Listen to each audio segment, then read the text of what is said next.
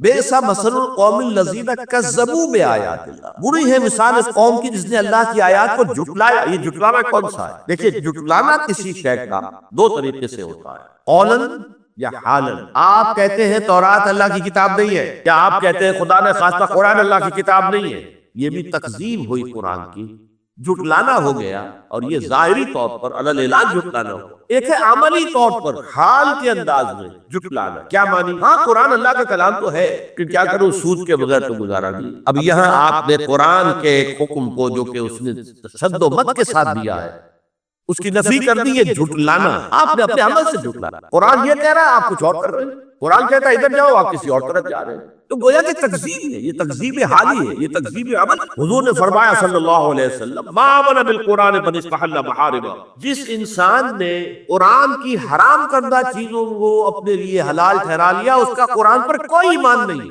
وہ جھوٹا ہے اگر کہتا کہ میرا ایمان ہے قرآن پہ۔ تو یہ تکذیب ہے جو یہود نے کی تھی، ورنہ زبان سے تو انہوں نے کبھی نہیں کہا کہ تورات اللہ کی کتاب نہیں ہے۔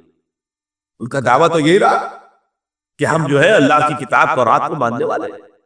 یہی حال آج ہمارا ہے، اپنے عمل سے پوری امت مسلمہ قرآن کو جھٹلا رہی ہے، جیسے کہ قرآن کا نظام کہیں قائم نہیں، قرآن کے قوانین کہیں نافذ نہیں۔ تو بئس مثل القوم الذین کذبوا بآیات اللہ، اور اس کے بعد فرمایا واللہ لا یہدی القوم الظالمین، اللہ ایسے ظالموں کو ہدایت نہیں دیتا۔ اس میں ہمیشہ میں نے اضافہ کیا، زبردستی ہدایت نہیں دیتا۔ ایک آدمی ظلم کر رہا ہے، غلطی پر ہے، لیکن یہ کہ اس کے اندر ابھی اگر مادہ باقی ہے کہ حق کو سمجھے اور قبول کرے تو اللہ اس کو ہدایت دے دے گا۔ اس کے معنی یہ نہیں ہے کہ کوئی ظالم ہو، مشرک ہو، کافر ہو تو اللہ اسے ہدایت نہیں دے گا، نہیں، زبردستی ہدایت نہیں دیتا۔ اللہ تعالیٰ نے دنیا بنائی ہے آزمائش کے لیے، انسان کو اختیار دے دیا ہے، اما شاکرا و اما کفورا، چاہے تم شکر گزار بندے بن کر رہو، چاہے ہمارا کفران نعمت کرو، بہرحال دنیا میں ہم نے تمہیں موقع دیا ہے، حرام کھاؤ یا حلال کھاؤ تمہیں موقع دیا۔ فمن شاء فلیؤمن ومن شاء فلیکفر، جو چاہے ایمان لے آئے، جو چاہے کفر کرے۔ یہ نہیں ہے جو کفر کرے گا فوراً گردن دبا دی جائے گی، مار دیا جائے گا، ختم کر دیا جائے گا۔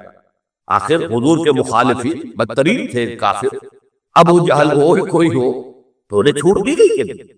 تو یہ تو اصل میں قرآن جو ہے کہتا ہے کہ یہ دنیا تو آزمائش کی جگہ ہے، لیکن اللہ نہ زبردستی کسی کو گمراہ کرتا ہے نہ زبردستی کسی کو ہدایت دے۔ اگر وہ زبردستی گمراہ کرے یا ہدایت دے تو پھر وہ چوائس تو ختم ہو گیا، پھر وہ امتحان کا معاملہ تو ختم ہو گیا، جس کو اقبال کہتا ہے قرآن مجید کی آیت کی ترجمانی کرتے ہوئے۔ قرآن کہتا ہے خلق الموت والحیات لیبلوکم ایکم احسن عملا، اس نے یہ موت و حیات کا سلسلہ اس لیے بنایا ہے کہ تمہیں آزمائے کہ کون ہے تم میں سے اچھے عمل کرنے والے۔ اسی کو علامہ اقبال نے کہا کنزم ہستی سے تو ابرا ہے مانند حباب، کیا ہماری حیثیت ہے، یہ پوری کائنات، اس میں میرا اور آپ کا کیا مقام ہے۔